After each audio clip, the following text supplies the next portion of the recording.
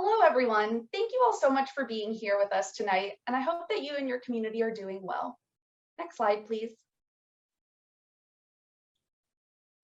We're delighted to share tonight's presentation, Close to Home, How to Leverage Your Relationship with Your PCP. My name is Alexis Crispino Klein, and I'm the Director of Education and Healthcare Relations with the Multiple Sclerosis Association of America, and I'll be helping to guide tonight's conversation.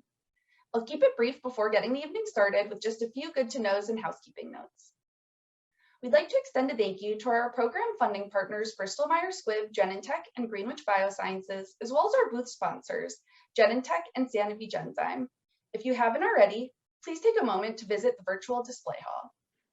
Next slide, please. I also wanted to take just a few moments to highlight some of MSAA's free programs and services available to people living with MS nationwide. If you've connected with us before, you've probably spoken to them. The MSAA helpline is staffed by trained and compassionate individuals who have a social services or counseling and background and are familiar with MS. Helpline specialists can help assist people living with MS in their care community in identifying helpful MSAA program recommendations, as well as other resources available from the broader MS support community. I'll also note the MSAA cooling garment and equipment programs that are available to individuals who might be experiencing financial or insurance barriers to accessing the tangible items that can manage some of the symptoms of MS. Examples of products available through these programs include items such as cooling vests to help those experiencing heat sensitivity and our seated 4-prong walkers for mobility support. We also have the MSAA MRI Access Program, also for those who are experiencing financial barriers to accessing their cranial or C-spine MRI for a diagnosis of MS or to track disease activity. For information about eligibility criteria, applications, or just more details about these and other MSAA programs, please visit us online at mymsaa.org, pop us over an email, or give us a call. Next slide, please.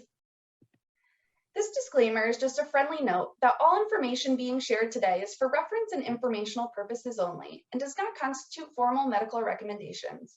Please be sure to connect with your trusted care provider regarding the activities discussed. Next slide, please. I am now delighted and honored to introduce Dr. Ann Cabot and Dr. Loriann Vaitland.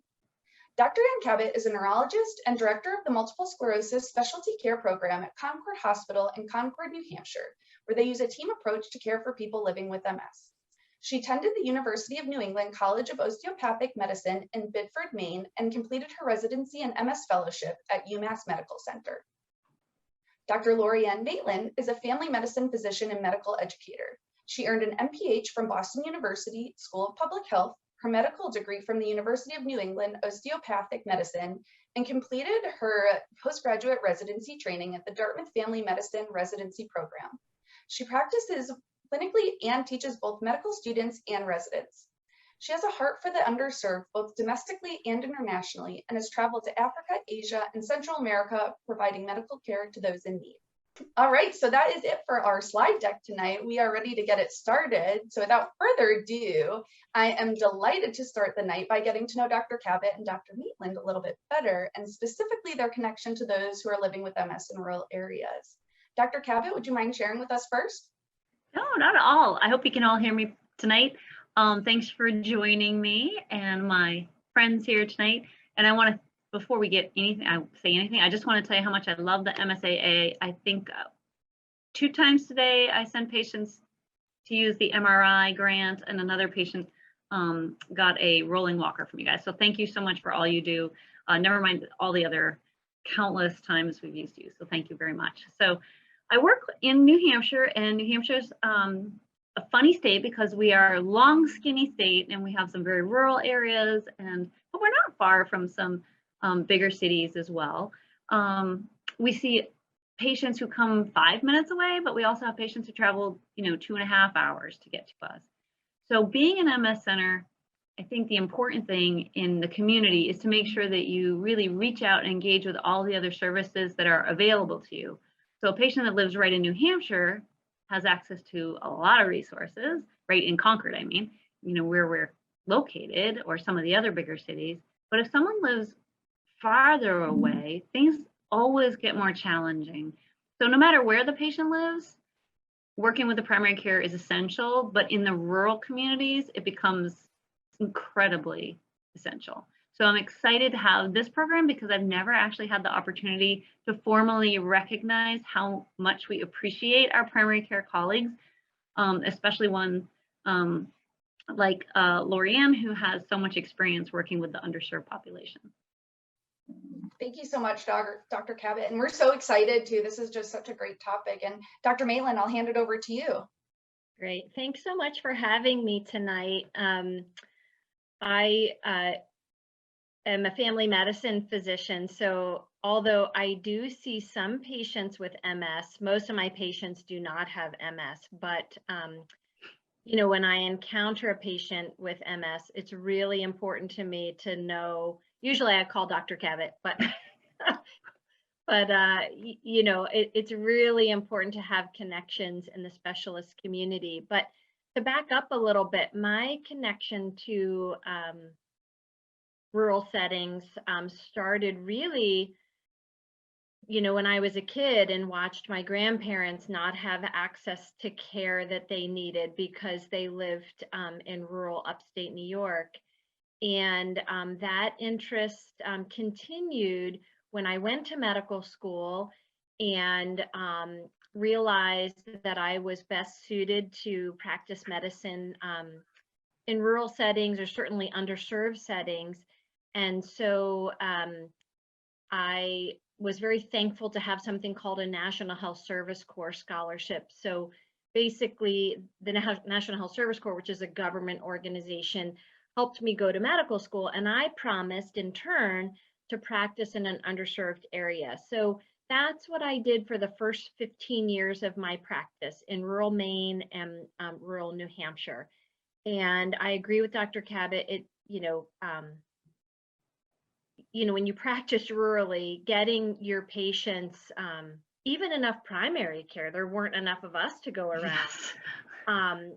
So, you know, to really have patients with a lot of needs that require specialty care was, you know, huge challenge. And my patients sometimes weren't able to access that care and they were stuck with me. So I need people like Dr. Cabot on speed dial to handle things. But I would say now I don't live I don't live in an urban area, but I would say I have a lot of rural patients, but more suburban.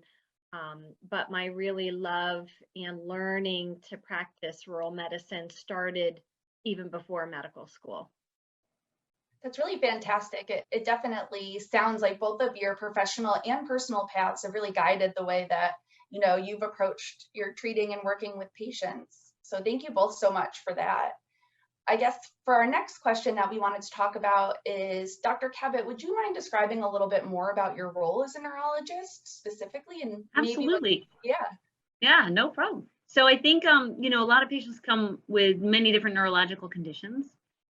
When someone has MS, it can be a very easy diagnosis, or it can take a long time to diagnose them. So it's a very heterogeneous population. So my subspecialty training is in multiple sclerosis. So most of my patients have MS. So we have over 1,000 patients that we care for in our clinic.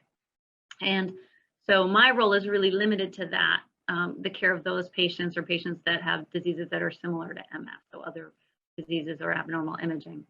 So it's so that's our role. And then I think the important part is to take care of the whole patient. This has always been a big passion of mine, even before, you know, going to medical school. I've always loved the idea of, you know, taking care of the whole person, because if we only take care of the MS and we forget that the person has a broken foot, or their depression is really bad, or they have heart disease, or, you know, there are other things that we're not addressing, we're not really taking care of the whole patient. So I think the collaborative approach that is needed is incredibly important. So really my main role is to appropriately diagnose and treat patients with MS. We're extremely lucky because we have so many different options for patients right now. And then to really sift through all the symptoms of MS, make sure patients know that they're not just someone with MS, that they're a whole person, and that we can really nail out these symptoms if they're willing to work on it. And then to work with all of the other subspecialties, and we can get into that in a little further. But I feel like my role is really like a spoke on a wheel. You know, the patient's the middle of the wheel, and we're just trying to help them get all of these pieces put together. And, you know, I think that can really help them be the healthiest they can be, but we cannot do it without collaborating with our partners. And when you live in a rural area, the challenges that people face are just exponential. Thank you so much. Absolutely. And so I guess, Dr. Maitland, could you tell us a little bit more about your role and how you might approach treatment planning or supporting someone that's living with MS who might be seeing you primarily? Sure. You know, I was thinking as Dr. Cabot was talking, you know, so I'm actually the opposite. As a family physician, you know, I'm broadly trained. And I like to say womb to tomb, right? So I take care of women who are pregnant. I take care of children, young adults, you know, geriatric patients, and so on. So when Dr. Cabot described the spoke and the hub, I actually see myself in the hub with the patient, right? And helping them get out to all those spokes. And you know, while I love that, because I really love literally knowing the entire patient, not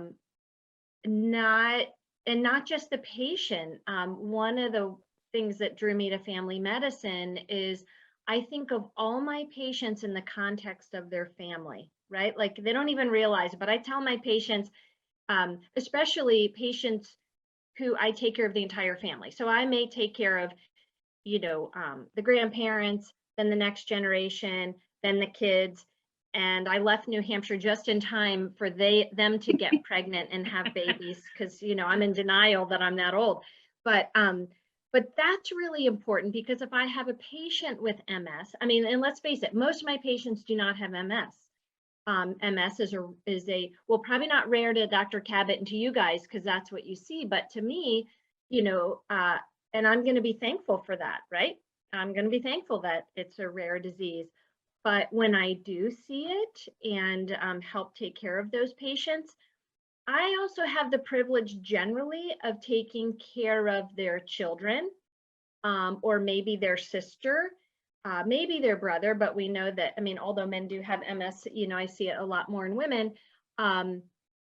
So I think the difference for me is when I'm taking care of a patient completely holistically, I'm taking care of their, you know, diabetes and hypertension and, you know, cholesterol problems, depression, insomnia, knowing what they come to the table with is really important, because that helps me look for it in their children. Like one of my MS patients right now, I take care of her children, and they are getting to be young adults. And so when they come in the office with a complaint that could be MS, I take it very seriously, because I understand that those things are connected and genetic. But I would say my role right now, I live probably an hour and a half from a tertiary care center. So most of my patients right now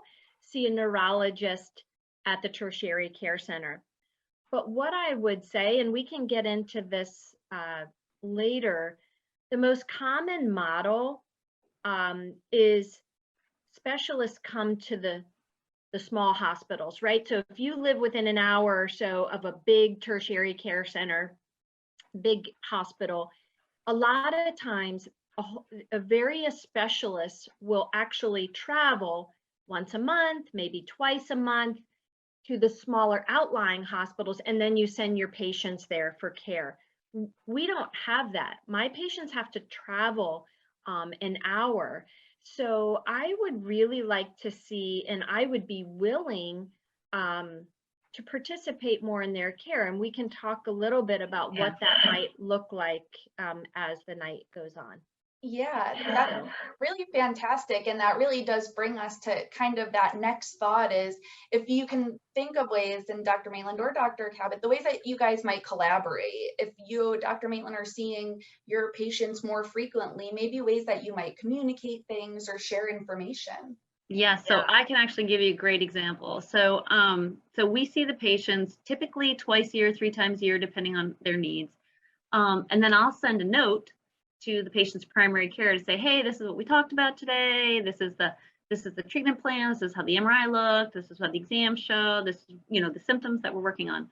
But let me tell you about some symptoms, because the hard part about MS is a lot of those symptoms that patients have, you can blame it on MS, which makes it really easy, right? So if someone's tired, number one complaint of MS, it's very easy to say, oh, she's tired because she has MS. Or if someone has stiffness, you can say, oh, it's really, they're stiff because they're MS. So, but we have to think of the whole person. So are they tired because they're not sleeping? Are they tired? So this is where finessing it with your primary care becomes so important. And a lot of times I'll have patients who say, well, Dr. Cabot, I see you more than I see my primary care, which is possibly true, right? But in a rural area where, they're not seeing me quite as often because the ride is terrible or the transportation is difficult, I know we have to rely on the primary care. So sometimes the primary care and I will call or text or email. We don't email patients' names. So we have to do it all like through the electronic medical record, usually on the phone. But it is really helpful. So if I know the primary care already and they know me, and we both know the patient, then we can both say, okay, they're tired. Are they sleeping? Is their B12 okay? Are they exercising? Is there any other medical condition that be causing this fatigue? What else, how much are they doing for exercise? What are the things that are getting in the way? And then they can help us figure out, is this fatigue, MS fatigue? And that's a great sort of general symptom of MS that, I'm tired at the end of the day sometimes. And so are you. And so are other people with MS, and some of my MS patients aren't tired. So having that primary care to be like, let's rule out other things that can cause fatigue, and then let's talk about, well, how we can get you out of this fatigue, I think can be so helpful. So that's just one example of how, I can't tell you how many times patients have come to me and said, I had a belly pain. I went to the emergency room and they told me it was my MS. I'm like, wow. So I think it is really awesome to feel free to call each other. And I think that's what, I know that Dr. Maitland has always been really good at collaborating with specialists, because that's what she does. And I think a lot of primary care providers are very happy to do the same thing. And sometimes it's a nurse practitioner or a PA, especially in a rural area. So, but it's always great for them to hop on the phone, and to leave a message with the neurologist and call them, they can call them back. So that's just one example. There are so many. I agree. I think too many times patients actually don't see their doctors as a team. They see them as completely separate. I'm going to see Dr. Cabot or whoever for my MS, and they may see me and not tell me, oh, I had a flare. Oh, I've had lots of flares. Oh, guess what? My medication got changed. And when I practiced near Dr. Cabot, I always got a note, but I rat them out. Well, we worked for the same hospital system, right? So now I already said we don't have an MS specialist in my community.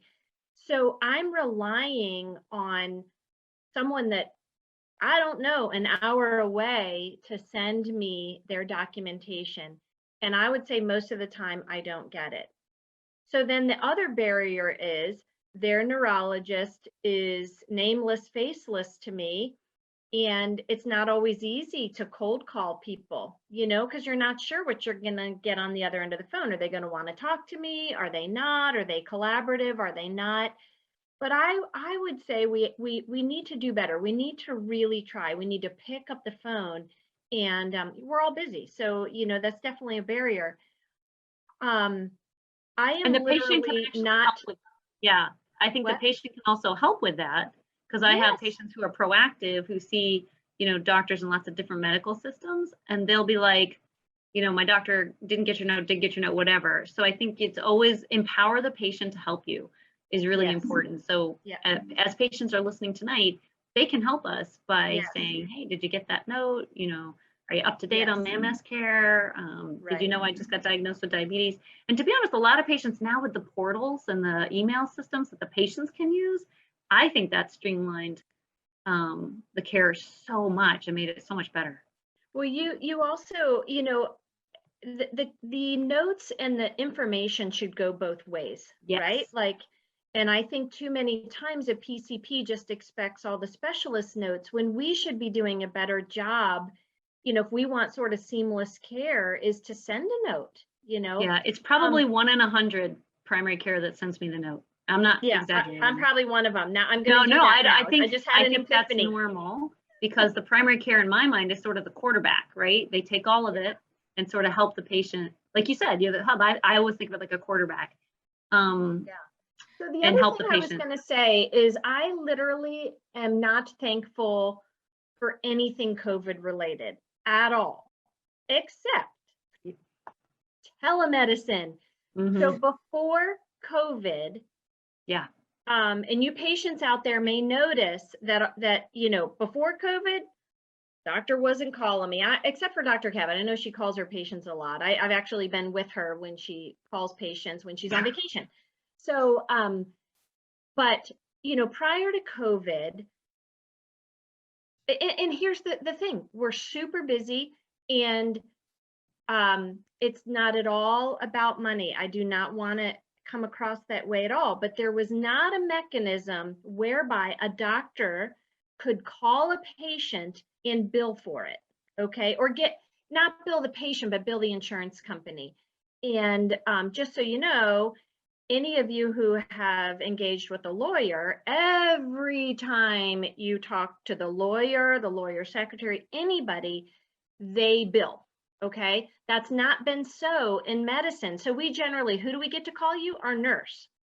So what COVID has done is it's opened the doors and allowed us to call patients on the phone in secure ways. That was the other problem. They weren't, the telephone calls weren't secure and the video calls weren't secure. So some follow-up visits are really amenable to having it done via video, right? I mean, there are lots of times if say for example, the neurologist, you know, we share a patient who has depression, right? And I'm managing the depression because I should manage the depression. I know the patient, well, my patients see me the most, you know, rather than their specialists. And I started them on a medication or changed their medication. I don't necessarily need to see them physically and follow up. I could just talk to them on video or by phone. You know, hey, how are you doing since we increased that medication? It's time efficient for me, and it's very patient friendly, so that patients don't have to travel an hour or travel 15 minutes or get in their car when that might be tough. And so I think that one of the things that I'd like to see more is collaboration with telehealth. And I could really see something like if a patient's visiting me and we want to talk about their MS, or I'm not sure if what they're the complaint they have is MS related, it would be really nice, maybe not at that moment, but to say, hey, let's book a 3-way appointment with the patient, with me, and the specialist. Wouldn't that be awesome to have us that's all? a great idea. Yeah. Woo, mind blown. And, I know. You know, So, yeah. That's the next teleconference. Yeah, like on that same track, and we'll get to really dig into telehealth again. But I think one of the things that both of you really mentioned is how important that collaboration between a neurologist and a primary care provider might be, but also is the patient living or the person living with MS being at the central and vital role of helping connect everybody. And so do you think that there's things that maybe people living with MS or care communities that you guys work with that you think could help bridge some of those communication or connection gaps between different providers when you're living in a rural area? Yeah, so I have actually am thinking about a couple of my patients who live in pretty difficult, far away, difficult situations, mobility issues, a lot of mobility issues, not a lot of resources. But I think we do get spoiled when we live near, like I live in a suburban area. There's kind of a good sized hospital. There's a lot of services around us. But if the patient doesn't tell us what's going on, I don't know. So some of our patients are so stoic and so amazing, but if I don't know that they're having trouble, getting their groceries, getting social work care, because to be honest, those resources, like we think they're stretched here in Concord, they're worse up north and rural areas west of us. So if I don't know, and it's okay to share that with us. So it's okay to say, listen, and that usually only comes out in the appointment, right? So sometimes they'll be like, I'm really having trouble getting, someone to come in and help me if I need assistance. I'm not able to get out of my house is something I hear. I don't have, they qualify for assistance in the house, but there's not enough people. There's nobody to work. They can't get PT and OT. So that's when I'm like, I need to call the PCP and see if in this area there are services that I don't know about. So honestly, this is where the MSAA and the MS Society have also come into hand, really helpful, because you guys have done a nice job helping patients access things that they might not have been able to access before, including grants and finding funding for stuff. But, gosh, even ordering an MRI becomes a hassle for these poor people, because they either have to drive the 2 hours to get it, or they have to go to a local one that might not be as good a quality. So those are the cases where I just hope that their excellent PCP doesn't retire or leave, because then we're, like Lauri said, then we're in trouble because we don't even have enough primary care doctors. So those are the things I think patients can do, is to make sure they write things down. And you guys have an amazing app that they can track things in, so they can track their symptoms. They can electronically send those things to us if the hospital links up, and I hope ours will. But I think those kind of things are awesome. Trying to make sure that these people have the resources that, honestly, even if we could get someone out of the house to get to the grocery store, things like that seems so simple. When the grocery store is 30 miles away, it's a whole different story, right? So I think that's really where we're running into how rural is rural, and we see some really rural people. And the telehealth has made this so much better if they have Wi-Fi.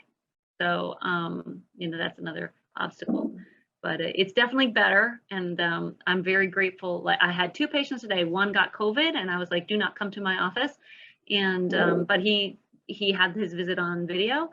And another patient was like, I feel really good, but I know we need to go over a few things. So we did our visit on video. It was excellent. She was an hour and a half away. He was sick. We don't want COVID in the office. I couldn't be more grateful. That's fantastic. Yeah. So, Dr. Cabot, you're speaking my language. I, as mentioned in my bio, one of the things that, I really love are underserved and overlooked people. And that doesn't just happen in rural areas, it happens in urban, suburban, happens everywhere. But, in rural areas, 20% of the US population lives in rural areas, but only 10% of physicians in the United States practice in rural America. And most of those are not uber specialists like Dr. Cabot. They're generalists like me, who may not come to the table. We know, we learned MS in school. We know what it is. We know what to look for, but we don't know the latest drug that came down the pike, because we have to know about all the diabetes. Right, and nor should you, right? Hypertension, high blood pressure medication and all of that. But it's not an excuse to not sort of keep up where we can and how we can. And one of the things I wanted to mention when we talk about, I just mentioned this term called social determinants of health, and I'm sorry I didn't explain what that means. What that means is all the social things that impacts a person's health, right? Not just people that have MS, but many other problems as well. So those are the social things, like what's your housing like? What's your access to food? Many people in rural areas, what's funny is they grow the food like for the rest of us in the US, but they don't really have access a lot of times to fresh foods. Not just because of transportation, but because, like Dr. Cabot said, the grocery store is 30 minutes away, but the convenience store that's attached to the gas station that's 10 minutes away, they can get to. So what do they eat? Food that's not healthy. What happens? Their body's not as healthy, which impacts their MS and diabetes and Exactly. whatever else they have. So I don't know if you folks out there have a pen and a piece of paper, but one of the things that I do give to my patients, there is a website called Neighborhood Navigator. So if you just Google Neighborhood Navigator, it will come up, and you click on it and it will bring up a box that says enter your zip code. So like Concord, it's 03301. Okay, you enter the zip code, and then it's going to say, give you a whole bunch of what are you having trouble with: transportation, food, housing, domestic violence, whatever it is, and it'll give you a drop down so you can actually see the services. Dr. Cabot's Googling it right now. I think you knew I was. You knew I was. How did I not know about this? But it's an awesome, in most states have some sort of, that's a national thing, but like I know that's like 211. There are a whole bunch of websites that you can go to even as a patient. I do it as a physician, but yes, Dr. Cabot, I make it my job to know, what resources. And that's what we rely on. Like without a good primary, if my patient comes in with obesity and thinks their knee pain is from their MS, and I need someone to help them, with their orthopedic issues, then we need to get like the full discussion. Like we need to talk about exercise and, how the best way to treat your knee pain and how to help you with your diet. And we try to do all those things, and we do have a lot of those resources. And again, a lot of our classes are now on Zoom, like our mindfulness classes on Zoom and our yoga classes on Zoom and everything like that. But you still need someone to lay hands on you and check you out and have that one-on-one. And that's where that rural person can make so much help. So, I think it's really trying to figure out, like Lauri said, like how do we keep these people in the loop so they don't feel like they're alone. They're never alone. I would say keep your PCP in the loop too. I want to know, don't just consider your MS care separate from what I do. Exactly. Because I need to know, if you're having a flare, what is your flare like? It helps me understand my other patients with MS. So keep your PCP in the loop. They really do want to know, even though, we've got only, 10 or 15 minutes to see you, sneak it in there. Let us know what's happening. And I like to know, who is your specialist? Do you like them? Are they kind? And I write a list of people that I refer my patients to and a list of people I don't refer my patients to. And I won't know if patients don't tell me their experience. Right. And I think the other thing that patients can do and not is that I am not a good primary care provider, and I don't even pretend to be. So make sure you have one, right? Right. Like I see my own primary care. I never even tell my primary care or other doctors that I'm a doctor because I want to be a patient when I'm a patient.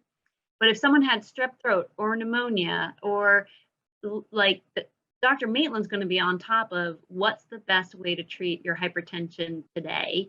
Whereas I looked at that 20 plus years ago. So you do not want me unless I have recently Googled it, which is another thing you don't want. You want your hypertension treated by the best person. You want your MS treated by the right person. You want your physical therapist to be the right person. You need your weight loss specialist to be the right person. You need your orthopedist to be the right person. Your urologist to be the right person. There's a team approach here, but really, I think that that's important for the patient to know, is that if they have these things, that it is so nice to partner up with your PCP. I feel a sense of relief when I know someone has a good PCP. I just feel like, okay, good. We've got your mammograms covered. We know you got your colonoscopy done. I don't want to take all this care of you and then find out you didn't have your colonoscopy done and you could have, saved yourself there. I'll be mad. And you know what, I will say that I find that patients who have complicated medical issues, they get doctored out. They're doctored out, so the thing they're going to give up is their preventative care. Yes. And so, getting your mammogram and your colonoscopy and all the fun pap stuff. smear, those things, don't forget about them, because those are really important and can actually prevent you from getting another chronic illness that's just going to make your MS harder, It's just so so important. get your preventative care. So really, really important. Yeah, so I depend on that. We even documented in our notes now, last time you saw your PCP kind of thing, because we have realized over time that some people be like, well, it's been a couple of years. And I'm like, so you don't know? Like, who? And a lot of people will be like, I don't know who it is, because they've changed so much. Do you see that, Dr. Maitland? Oh, yeah, absolutely. Yeah. And I'll put a plug in for family medicine, because if you see a family medicine physician, we can do your pap smears, we can do it all at once. everything. So I see women who will just have an OBGYN, but they don't have, a primary care physician. And yes, you can have both. You can have a family doc or an internal medicine doc and an OBGYN to take care of pap smears and such.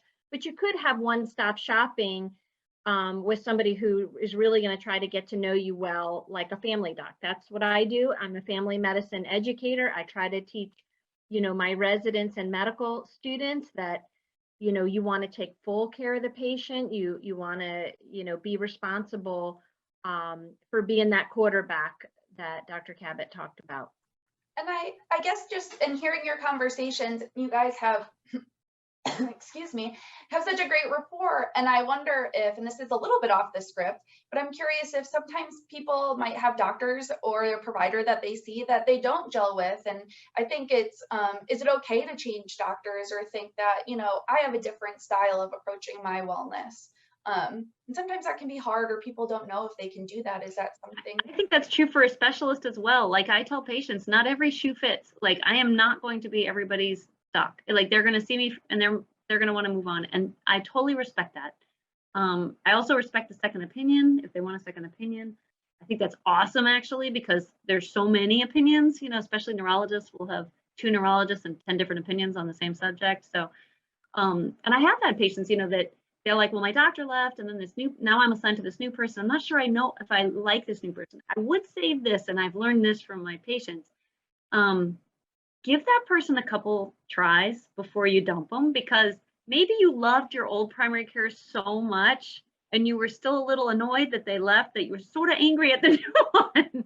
And I have seen that, and they're like, oh, this person's actually great, so you're just so used to, like I think, like when my doctor retired, my primary care provider retired, I was like, huh.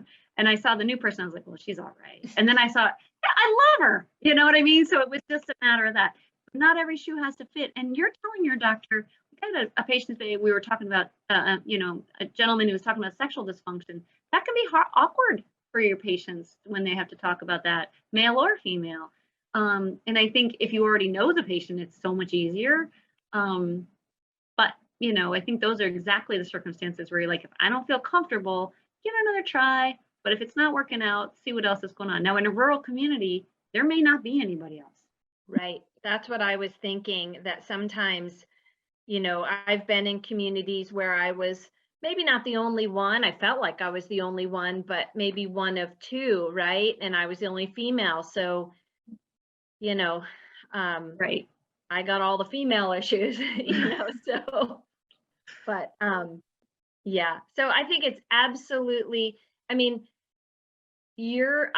view the relationship with your PCP, i.e. me, really important. And, if there is something that's bothering you, I think we're all conditioned that, oh, I don't have a right to bring that up. Of course you want to be respectful and things like that. And sometimes it's not an issue with the physician, but it's an issue with the office or the nurse or the front. Yeah.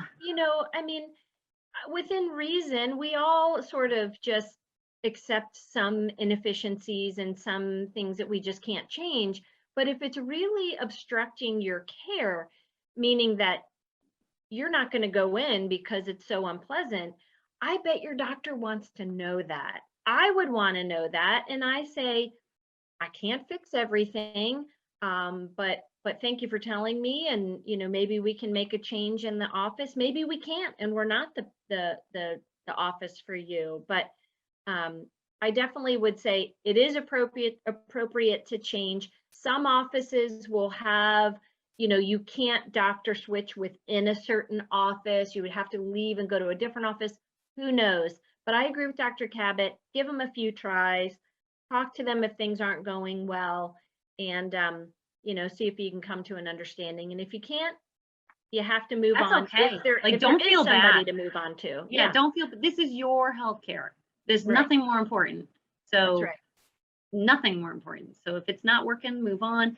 I love when patients are like, I'm going to try. I love the second. I'm all for it, and if someone else seems to help, because it really is about trying to get you going. And if someone else has a better message that fits with you, or you just jive with them, but I'm pumped for them. Like all we want is for our patients to do better. That's all we want. So that we give them the tools. And if those tools aren't working, we beg the PCPs for their tools. We go back and forth.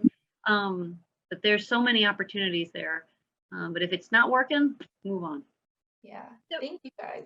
Yeah, thank you so much. And so just another person, we've kind of talked a lot about specialists and person living with MS, and then there might be one other central person that's there with them, and that's care partners.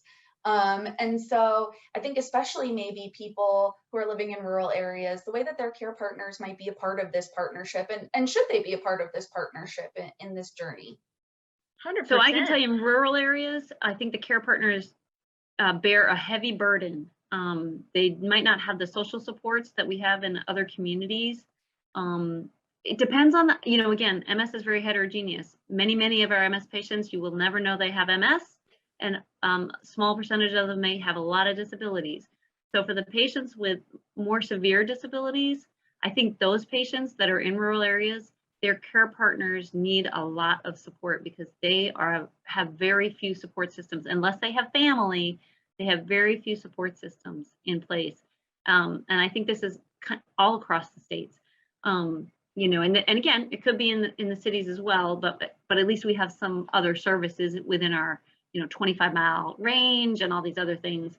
So this is what breaks my heart. I can't stop thinking about these people because I think and a lot of times these patients and their care partners are so just beautiful people who are just care about each other so much, and they're working so hard to keep it all together. And they might just need a few things like a little better ramp or a little this or that, to make the house a little easier to navigate. And that's where I think the PCP is so helpful. If we could get a visiting nurse out, can we get the visiting nurse out to do a home safety check, make sure the patient's not falling, get handicapped rails? Is there like a Boy Scout club that helps build ramps or some kind of, a lot of times the PCPs will know that. Sometimes there are charitable organizations, various religious institutions that are very happy to help out in those communities, but it's almost always community-based. But what I don't want is patients not to look.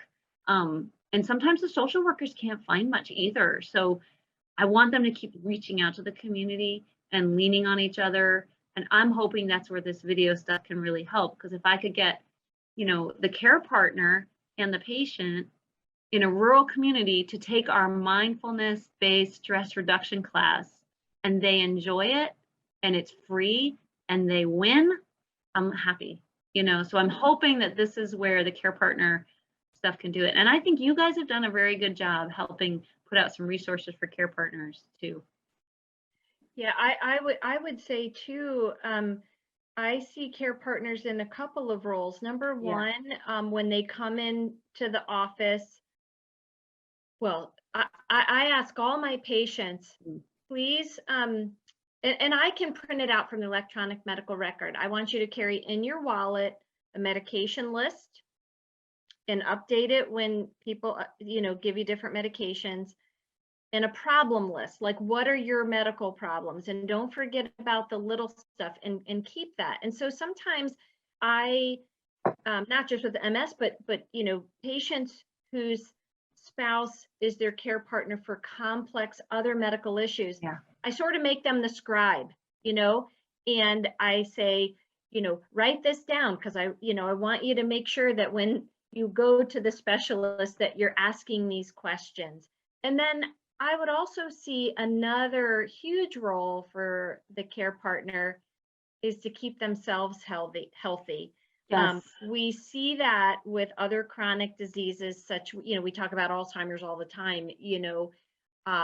If you are not keeping yourself healthy, I don't mean just physically, but emotionally, that's when we're not a good support, is when we're just, focusing on the other person, which of course you need to do what you can, but you're not going to be what they need if you're not taking care of yourself. And, I have the privilege a lot of times of being the doctor of the person with complex medical issues, for example, MS, and the spouse. So there are many times where I'm seeing the spouse alone because they're also my patient.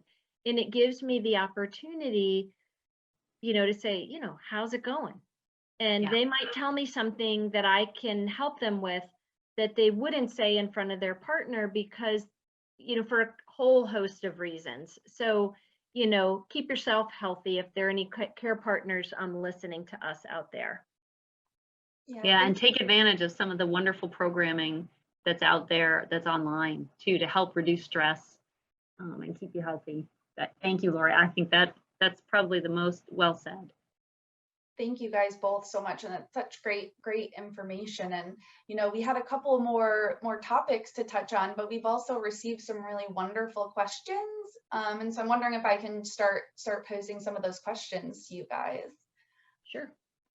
So one of the first questions we came in was for both of you guys, and it goes as, sometimes I feel like I'm starting from the beginning when I talk to a PA, nurse, or other healthcare provider at my doctor's office. I know my doctors are busy and I can't always talk to them when I have a question, but it's almost like no one reads the notes about my treatment plan. It's pretty exhausting getting every PA and nurse I speak to on the phone up to speed. What can I do to make sure that everyone is on the same page in terms of where I am with my care so they can accurately answer my questions? That's a good question. So I would hope, when a person sends a message in, if it's a email, in our office, I know that the nurses will look at the last office note so that they have some background. And usually, this may not happen in a bigger office though. Usually in an office like ours, where we only, I'm the only MS specialist, I have one PA that works with me and a couple of nurses. So usually the same nurse will answer the string, right? So if one person calls, that nurse will kind of keep that patient go, until the problem's solved. So let's say someone calls and they have new numbness and tingling. We know they have MS and they're on drug X and they've been doing well, and this is when their last MRI is. So what we do is we have a standard triage note, and in it, it says, ask the patient this, and so they've already checked it off, like patients on drug X, this was the last MRI, these are the last labs. Make sure to ask the patient this. So then you ask the patient, do they have a fever? Do they feel sick? Have they been exposed to COVID? Have they vaccinated? So it goes through like a whole list of things. It asks about sleep, it asks about bladder, it asks about, so it's a very standardized thing so that, hopefully by the time the person is, calling or emailing you back, they have a little understanding, but they're never going to know as much as the patient is. So the patient might want to just quickly summarize if they're sending an email, say, hi, this is, Stephanie. I don't know if it really is Stephanie. I don't know your name. I have MS. I'm on this drug. I've been on it for so long. My last MRI was here. My last labs are here. Here's my problem. And that the patient might make it a little easier if they could even like copy and paste something like, that they put in their emails all the time. I like the email system because it gives the nurse a chance to sort of look at stuff before they call you back. And a lot of times they'll read the message and call you back, or they'll read the message and email you back, right? Like depending on the complexity. But I agree, it is hard. Sorry, that's my dog shaking in the background. It is hard to keep a lot of things straight, and MS has a lot of moving parts. So, so I think if you wanted to make it simple for them, you could cut and paste your own little quick summary of like, this is my quick MS review. Here's my problem. What is the actionable item I'm hoping to get out of this? Like, what do I want to try to make better? And then they could like talk to the doctor, because what usually happens is they talk to the doctor and then they call you back, right? Because the doctor's seeing patients in clinic during the day. So that's really what I would do if I were the patient. You know, Maybe there's never keep it in, anything like their perfect. notes on their phone. They keep it in the notes on the phone or on their computer. That's so they our can just perfect read idea. it. Yeah, and just update it as necessary. Say, this is here's my short story. This is the problem. And sometimes the problem could be, I have weakness. I've been weak for 10 years, but it seems worse, right? So it just may be like something's a little different. But hopefully that will make it a little easier for you and easier for the office, because the problem is everybody's trying to take good care of you. But you have to advocate for yourself these days. I would say, like, you really do have to be your best advocate. There's a bunch of apps online. MS Association of America has a nice one, a symptom tracker. That would be something that'd be really easy to bring to your appointments and be like, here's my symptom tracker, and that might be good. Manager. My MS manager. Yep. Yep. So that thing's great. Some people just come in with a piece of paper and a list of questions. I love it. So, Dr. Maitland, did you have anything that you wanted to add? Not really. I think it's a little bit different for me. Well, I wish we had the email thing. We don't, but then that would be one more thing for me to do, probably. well, and some people don't use it because of that. They're like, it's exhausting, and I get like 100 emails a day. Yes, right. And it's true. It yeah. is. I gotta get back online and answer them now. So. Yeah, and I guess while I understand and I'm empathetic to the what the question was asking, I mean, really, I agree with Dr. Cabot. You're the one that knows your story the best, and sometimes you just have to tell it, you know. And if you have it succinct, that's the best way. My office is crazy because we literally have, because it's a training institution for, new, graduated physicians before they go out into practice. Most of you know those are residents. And we've got 27 of those. Oh my gosh. And we've got like 12 faculty. So we've got, like, at any one time, 40 very, very part-time doctors in the office. So you want to, so don't call our office. You'll be very unhappy. Yeah, start with your neurologist. Well, yeah, the symptom trackers are awesome. The managers are awesome. So maybe I like the idea of keeping the phone notes too. That's a really good idea, Alexis. Yeah. All right. Thank you guys so much. Great question too, because I think we all deal with that. We have another really good one too. This is from the care partner. So my family member has MS and is having mobility issues. Aside from their primary care doctor and the neurologist, what other specialists or service might we consider? We live about an hour away from the closest doctor, so just getting to appointments can be a little difficult. Exactly. So, and the hard part is with mobility, we do like to lay our hands on you. We want to see you walk. We want to see how tight the muscles are. We want to see what the strength is like. So that's a little trickier. So when it comes to mobility, we do usually use a team approach. So like, there may be a really good physical therapist near you, even if there isn't a very good like orthopedist or something like that. Now, a good physical therapist can also work with your neurologist. So they can lay hands on you. Let's say they're 15 minutes away. Then they generate a report saying, here's what the strength was, here's what the spasticity was, here's what the walking looked like, what I recommend. So then what the physical therapist does is they say, I think they would do really well with like a little leg brace, maybe an AFO, an ankle foot orthosis, or maybe a single point cane, but maybe they need a roll-in or something like that. But they give their recommendations. The other person we can send out is visiting nurses. So visiting nurses are like the army of awesomeness. They are just the best people in the whole wide world. I want to hug them every time I get a note because they go to your home when people can't travel, and they can do in-person assessments. They can do PT and OT in home if patients can't get out.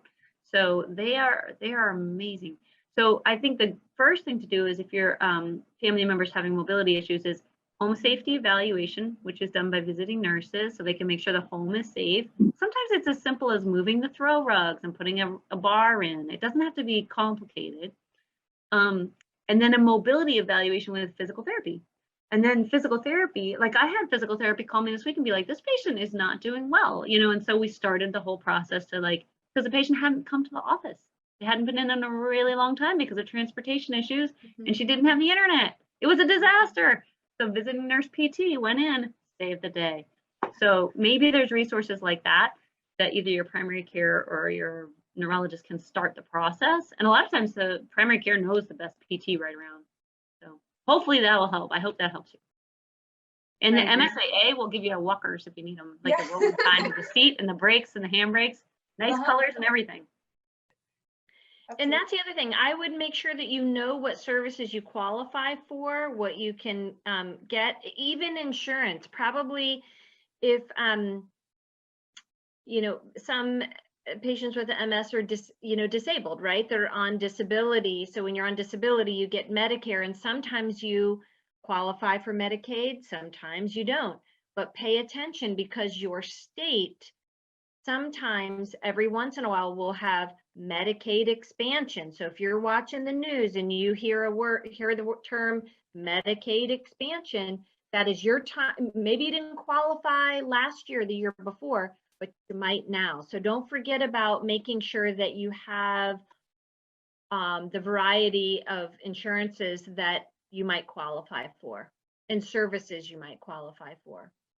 Yeah, and I think the MSA has some resources, right, for patients when they have questions about insurance, because I do not know all the answers about insurance, and I feel really bad about that, but I cannot keep up. So I tell people, go see, are you down from here? Go see her. Yeah. Yeah. And see if she can help you. Yeah, we'll try and help. At least point you in the right direction. That's great. Yeah, no, thank you both so much for that feedback. And I Great guess questions.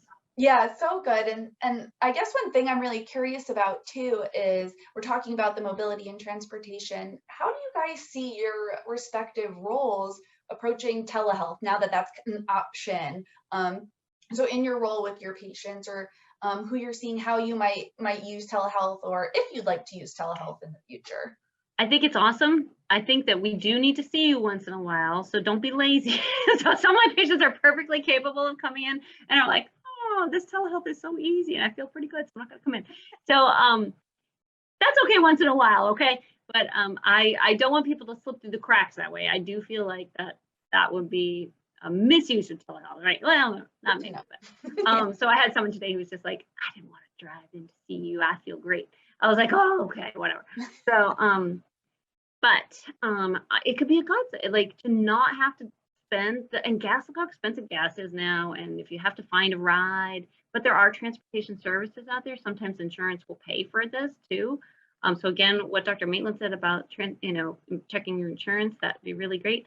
But I hope telehealth is here to stay for these people, because I could see you more often, and I think that might be nice. So somebody who used to only come once a year because traveling was such a burden, I might be able to check in on them, visually check in on them, see what's going on. Like, I had a patient the other day who had not been out of her house since COVID started at all, not once, but she was able with her video to show me how she has her house set up, how she stands and squats, how she's getting in and out of her chair, everything she was able to show me on video. I couldn't have done that 2 years ago. And a huge emotional benefit to that, to seeing another face, without a mask. Yeah. On video, we don't have to wear a mask, but yeah. So I know we're getting out of time, but in prep for this, I was learning a little bit about some other, ways to do this with the patient, the triad of the patient, the PCP, and the specialist in a rural area. And I don't know, Dr. Cabot or Alexis, if you have heard of something called the ECHO program, but it's moving knowledge, not people. And so, for example, if I were, so say, Dr. Cabot and I worked together and we were 2 hours apart and we shared a patient. Different specialists can teach the PCP how to, for example, treat a flare, or, hey, if we get the infusion drug to you, can you manage the infusion? So teaching me the skills. I don't want to be I'm a primary care physician, so it's not like I want to retrain as a neurologist, but are there things that I can do, like be Dr. Cabot's technician, Absolutely. Assistant. And we do this all the time. So I have patients who will, have a flare. We get the document, it's a flare, but they don't want to drive down for 5 days of IV steroids, or 3 days, or whatever it might be. And I call the primary care and we work with them, and then they run the infusion. Right. The and I key think is a that is willing awesome. PCP, a willing PCP to learn something Takes a new. willing PCP. Right. To learn something new for the benefit of the patient. We do it in psychiatry now all the time, because even more rare than an MS specialist is a psychiatrist in a So rural true. area. So we PCPs do that care all the time, and there are training programs for us. So I'd love to see that in other specialty care. But so if you're interested, look up ECHO. I don't know where all the audience is. It's a Robert Wood Johnson Foundation initiative, and it's, I don't know, all over the Project United Echo, States right? and global. Out of New Mexico. Yes, exactly. so Yeah, I cool. could see that fitting MS really well. So that's your next project, Alexis. There you go, Alexis. I've got it. Well, you guys, that was just so wonderful, and we so appreciate it. And we've hit our time listening to your wonderful information. And I wonder if you guys, each of you, wouldn't mind sharing kind of a closing hope or note that you'd like to share with folks who might be watching tonight.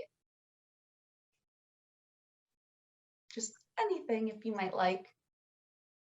Well, I guess I would say thank you for having me.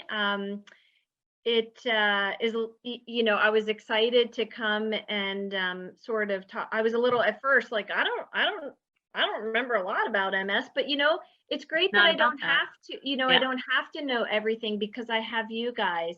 And I guess for the patients out there, stay safe. COVID's still here.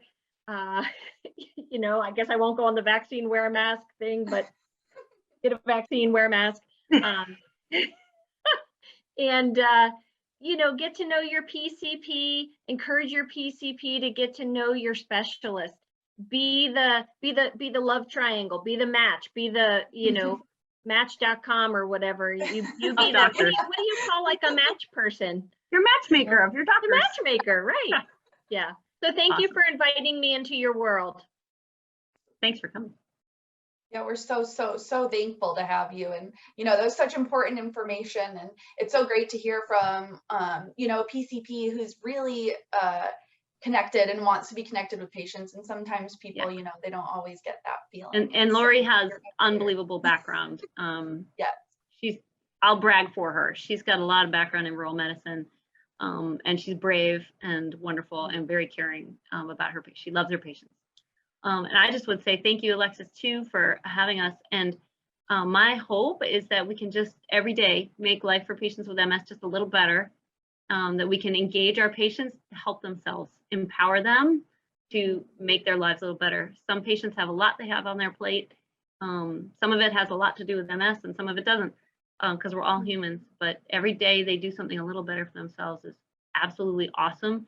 And your doctors have a lot of tools if you're willing to look for the help and the resources. So make sure you take advantage of the resources we give you, and definitely stay safe out there. So we care very much about you. Oh, thank you both so much for those messages. And, we'd like to thank everyone for joining us this evening. Of course, a special thank you to Dr. Cabot and Dr. Maitland for taking time out of their extremely busy schedules to be here with us. And then also for our partners at Impact Education, who also help us to facilitate and host these patient education programs. And so this will conclude our first in the series of Living Rural with MS, Close to Home, How to Leverage Your Relationship with Your PCP. We'd like to extend a thank you again to our funding partners, Bristol Myers Squibb, Genentech, and Greenwich Biosciences, as well as our booth sponsors, Genentech, Biogen, and Sanofi Genzyme. If you haven't already, please visit the virtual display hall. And finally, we ask if you could please be sure and complete our MSAA Patient Education Program survey, which will be linked in the chat box, and it will pop up when the window closes. And completing the survey helps MSAA to guide future program topics and the efficacy of educational programs. Again, thank you all so much for joining us this evening, and we hope that you and your community are staying safe. Take care.